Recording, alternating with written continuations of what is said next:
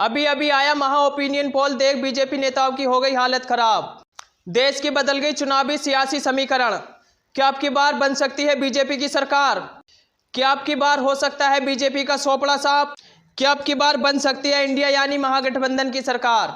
नमस्कार और आप देख रहे हैं पॉलिटिकल हिंदी न्यूज। आप सभी का ओपिनियन पोल 2024 में हार्दिक स्वागत है।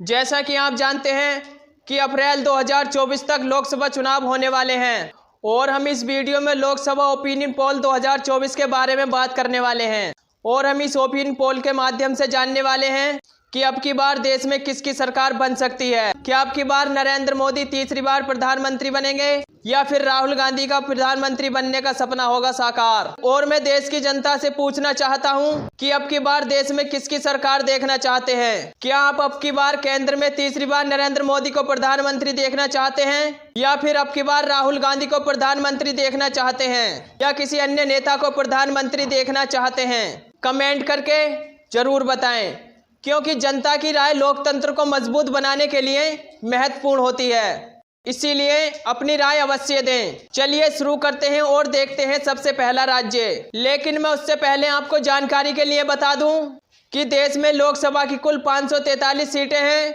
और किसी भी पार्टी को पूर्ण बहुमत की सरकार बनाने के लिए 272 या उससे अधिक सीटें जीतने की आवश्यकता होती है। जिस पार्टी के पास 272 या उससे अधिक सीटें होंगी वही पार्टी केंद्र में अपनी सरकार बना पाएगी। चलिए दोस्तों वीडियो को शुरू करते हैं। अभी अभी आए महा ओपिनियन पोल को विस्तार से समझते हैं। सबसे पहला राज्य आता है उत्तर प्रदेश। उत्तर प्रदेश में लोकसभा की कुल 80 सीटें हैं, जिसमें से बीजेपी के खाते में 45 जबकि महागठबंधन के खाते में 35 लोकसभा सीट जाती दिख रही हैं। यहाँ पर महागठबंधन को थोड़े से नुकसान का सामना करना पड़ सकता है। चलिए इसी के साथ यदि हम बात करें बिहार राज्य की, बिहार राज्य में लोकसभा की कुल 40 सीटें हैं। यहाँ पर भाजपा के खाते में 14 जबकि कांग्रेस यानी महागठबंधन के खाते में 26 लोकसभा सीट जाती दिख रही हैं। चलिए इसी के साथ यदि हम बात करें हरियाणा राज्य की, हरियाणा राज्य में लोकसभा की कुल 10 सीटें हैं, जिसमें से बीजेपी के खाते में 4 जबकि महागठबंधन यानी इंडिया के खाते में 6 लोकसभा सीट जाती दिख रही हैं। यहाँ पर भाजपा को थोड़े से नुकसान का सामना करना पड़ सकता है। चलिए इसी के साथ यदि हम बात करें पंजाब राज्य की, पंजाब राज्य में लोकसभा की कुल 13 सीटें हैं। यहाँ पर बीजेपी का खाता खुलने की कोई संभावना नहीं है, जबकि इंडिया के खाते में 5। यदि वही बात करें अन्य दलों के खाते में तो 8 लोकसभा सीट जाती दिख रही हैं। यहाँ पर बीजेपी की लुटिया डूबती नजर आ रही है। चलिए इसी के साथ यदि हम बात करें गोवा राज्य की, गोवा राज्य में भाजपा में कांग्रेस के बीच बड़ी टक्कर देखने को मिल सकती है। यहाँ पर भाजपा के खाते में 1 जबकि कांग्रेस यानी महागठबंधन के खाते में भी 1 लोकसभा सीट जाती दिख रही है। चलिए इसी के साथ हम बात करते हैं असम राज्य की। असम राज्य में लोकसभा की कुल 14 सीटें हैं। यहाँ पर भाजपा के खाते में 9 जबकि महागठबंधन के खाते में 5 लोकसभा सीट जाती दिख रही है। यानी कि ये कहें असम राज्य में महागठबंधन को काफी नुकसान का सामना करना पड़ सकता है। चलिए इसी के साथ हम बात करते हैं छत्तीसगढ़ की। छत्तीसगढ़ राज्य में लोकसभा की कुल 11 सीटें हैं। यहाँ पर भाजपा के खाते में 5 जबकि कांग्रेस के खाते में 6 लोकसभा सीट जाती दिख रही हैं। चलिए इसी के साथ यदि हम बात करते हैं तमिलनाडु की, तमिलनाडु में लोकसभा की कुल 39 सीटें हैं। यहाँ पर भाजपा के खाते में 13 जबकि कांग्रेस यानी महागठबंधन के खाते में 26 लोकसभा सीट जाती दिख रही हैं। तमिलनाडु में भी महागठबंधन काफी फायदा होता दिख रहा है, जबकि भाजपा को यहाँ नुकसान का सामना करना पड़ सकता है। चलिए इसी के साथ हम बात करते हैं केरल राज्य की। केरल राज्य में लोकसभा की कुल 20 सीटें हैं। यहाँ पर भाजपा के खाता खुलने की कोई संभावना नहीं है। यहाँ पर भाजपा की लुटिया डूबती नजर आ रही है, जबकि महागठबंधन की यहाँ पर 20 सीटों में से 12 लोकसभा सीट जाती दिख रही है। जबकि अन्य की बात करें तो अन्य दलों के खाते में 8 लोकसभा सीट जाती दिख रही है। चलिए इसी के साथ हम बात करते हैं तेलंगाना राज्य की। तेलंगाना राज्य में लोकसभा की कुल 17 सीटें हैं।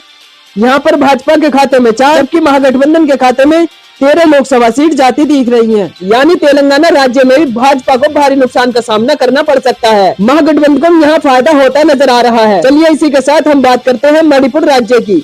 मणिपुर राज्य में लोकसभा की कुल 2 सीटें हैं। यहाँ पर भाजपा के खाता खुलने की कोई संभावना नहीं है। जबकि कांग्रेस यानी महागठबंधन के खाते में 2 की 2 लोकसभा सीट जाती दिख रही है। चलिए इसी के साथ हम बात करते हैं मध्य प्रदेश की। मध्य प्रदेश राज्य में लोकसभा की कुल 29 सीटें हैं। यहाँ पर भाजपा के खाते में 7, जबकि कांग्रेस यानी महागठबंधन के खाते में 22 लोकसभा सीट जाती दिख रही है। यानी भाजपा को मध्य प्रदेश राज्य में काफी नुकसान का सामना करना पड़ सकता है, जबकि महागठबंधन को काफी फायदा होता नजर आ रहा है। चलिए इसी के साथ हम बात करें त्रिपुरा की। त्रिपुरा में लोकसभा की कुल 2 सीटें हैं। यहाँ पर भी भाजपा व कांग्रेस के बीच बराबर की टक्कर देखने को मिल सकती है। यानी भाजपा के खाते में 1, यानी महागठबंधन के खाते में भी 1 लोकसभा सीट जाती दिख रही है। यदि हम बात करें जम्मू कश्मीर की, जम्मू कश्मीर में लोकसभा की कुल 6 सीटें हैं। यहाँ पर भाजपा व कांग्रेस के बीच बराबर की टक्कर देखने को मिल सकती है। यहाँ पर भाजपा के खाते में 3, जबकि महागठबंधन के खाते में भी 3 लोकसभा सीट जाती दिख रही है। चलिए इसी के साथ हम बात करते हैं मेघालय राज्य की। मेघालय राज्य में लोकसभा की कुल 2 सीटें हैं। यहाँ पर भाजपा के खाता खुलने की कोई संभावना नहीं है, जबकि मेघालय की 2 की 2 सीट महागठबंधन के खाते में जाती दिख रही है। यानी कि मेघालय राज्य में भाजपा की लुटिया डूबती नजर आ रही है। चलिए इसी के साथ हम बात करते हैं अरुणाचल प्रदेश की। अरुणाचल प्रदेश में लोकसभा की कुल 2 सीटें हैं। यहाँ पर भाजपा व कांग्रेस के बीच बराबर की टक्कर देखने को मिल सकती है। अरुणाचल प्रदेश की 2 की 2 लोकसभा सीट भाजपा व कांग्रेस के बीच 1-1 सीट जाती दिख रही है। तो चलिए इसी के साथ हम बात करते हैं झारखंड की। झारखंड में लोकसभा की कुल 14 सीटें हैं। यहाँ पर भी भाजपा व कांग्रेस के बीच यानी महागठबंधन के बीच बराबर की टक्कर देखने को मिल सकती है। झारखंड की 14 लोकसभा सीटों में से भाजपा के खाते में 7, जबकि महागठबंधन के खाते में 7 लोकसभा सीट जाती दिख रही है। इसी के साथ हम बात करते हैं राजस्थान राज्य की। राजस्थान राज्य में लोकसभा की कुल 25 सीटें हैं। यहाँ पर भाजपा के खाते में 17, जबकि अन्य महागठबंधन के खाते में 8 लोकसभा सीट जाती दिख रही है। यानी कि राजस्थान राज्य में भाजपा को काफी फायदा होता नजर आ रहा है, जबकि महागठबंधन को यहाँ पर नुकसान का सामना करना पड़ सकता है। चलिए इसी के साथ हम बात करते हैं गुजरात राज्य की। वैसे तो गुजरात राज्य भाजपा का गढ़ माना जाता है, लेकिन आप सर्वे को देखिए और आपको पता चल जाएगा गुजरात में लोकसभा की कुल 26 सीटें हैं। यहाँ पर भाजपा के खाते में 18, जबकि महागठबंधन के खाते में 8 लोकसभा सीट जाती दिख रही है। यानी कि गुजरात राज्य में भाजपा को काफी ज्यादा फायदा होता नजर आ रहा है। यानी कांग्रेस महागठबंधन को काफी नुकसान का सामना करना पड़ सकता है। चलिए इसी के साथ हम बात करें दिल्ली की। दिल्ली राज्य में 7 लोकसभा सीटें हैं। यहाँ पर भाजपा के खाते में 3, जबकि कांग्रेस महागठबंधन के खाते में 4 लोकसभा सीट जाती दिख रही है। चलिए इसी के साथ हम बात करते हैं हिमाचल प्रदेश की। हिमाचल प्रदेश में लोकसभा की कुल 4 सीटें हैं। यहाँ पर भाजपा व कांग्रेस के बीच बराबर की टक्कर देखने को मिल सकती है। हिमाचल प्रदेश की 14 लोकसभा सीटों में से भाजपा के खाते में 2, जबकि महागठबंधन के खाते में 2 लोकसभा सीट जाती दिख रही है। चलिए इसी के साथ हम बात करते हैं उड़ीसा राज्य की। उड़ीसा राज्य में लोकसभा की कुल 21 सीटें हैं। यहाँ पर भाजपा के खाते में 2, जबकि कांग्रेस यानी महागठबंधन के खाते में 3 लोकसभा सीट जाती दिख रही हैं। यदि वही बात करें हम अन्य दलों की, अन्य दलों के खाते में 16 लोकसभा सीट जाती दिख रही हैं। चलिए इसी के साथ हम बात करते हैं पश्चिम बंगाल की। पश्चिम बंगाल में लोकसभा की कुल 42 सीटें हैं। यहाँ पर भाजपा के खाते में 8, जबकि कांग्रेस यानी महागठबंधन के खाते में 34 लोकसभा सीट जाने की संभावना है। चलिए इसी के साथ हम बात करें महाराष्ट्र की। महाराष्ट्र राज्य में लोकसभा की कुल 48 सीटें हैं। यहाँ पर भाजपा के खाते में 16, जबकि महागठबंधन के खाते में 32 लोकसभा सीट जाती दिख रही हैं। महाराष्ट्र राज्य में भी महागठबंधन को काफी फायदा होता दिख रहा है। चलिए इसी के साथ हम बात करते हैं केंद्र शासित प्रदेशों की। केंद्र शासित प्रदेशों में लोकसभा की कुल 7 सीटें हैं।